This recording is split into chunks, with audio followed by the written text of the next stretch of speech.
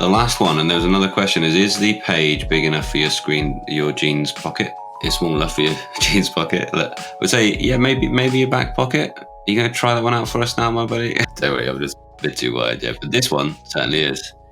And this is the choice if you want something in your pocket. This is the Palma.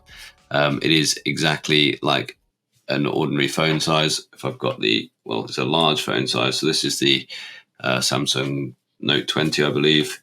So it's kind of, just as wide as that, a little bit taller than that. Excellent screen on there, excellent screen refresh qualities. It's just a really nice, light, like kind of joyful reader, I would say it is. It's a really nice one if you just want something that you can just pull out, get straight back into that book that you were reading, straight back into that novel. If you're wanting something that, around the house, you can just check your Reddit or check your social media, check your threads or your YouTube analytics or whatever like this. It's a really nice way of doing that. You've still got the excellent Boox keyboard, and so you can use voice typing and things like that on it as well. But it's just not quite a replacement for your phone, and you've been talking about it quite a lot, you guys in the audience, which has been nice to see, nice to read as we've been going along. And it's just, yeah, come on, if it just had a SIM card tray that worked in the West as well, and also the other thing I'd like that a phone would be to have the fingerprint reader where your thumb is. That would just be really nice because I don't know, putting a pin in every time a phone boots up is a little bit of a nuisance now, and especially when you're on a live stream and you've got to take it off screen to put the pin back in, that kind of thing is just a little bit of a nuisance. So somebody else is this a live stream? Yes. So I try not to show my pin off. So this is the Boox Palma, and it is really good. It's a tiny, light, joyful reader that's easily pocketable, but it can't replace your phone, and it isn't truly mobile. It's only really for when you're connected to the internet Wi-Fi place. And I'm probably going to, it can certainly go in the pleasure reader column or running a room in that column.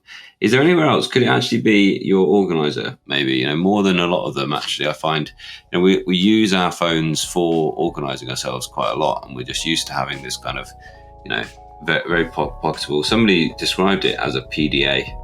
That term is like long gone in the market now. But very much actually, because it's just there in your pocket, it can do that kind of role in your life. I would say you're either going to buy this because you don't have a small e-reader, or you're looking for something that you can just read, like on your commute, that you just pull out and don't need to think about at all. It's just in one hand. It's not going to get in your way. It's just a very palm-sized, very natural way of using a thing because you're used to using a phone like this. That's a reason to buy it, but it is not going to it's not going to change your world in a massive way unless you really commit to, right, I am going to stick with this. I am going to bring it with me everywhere. I am not going to pull out my OLED phone, maybe even.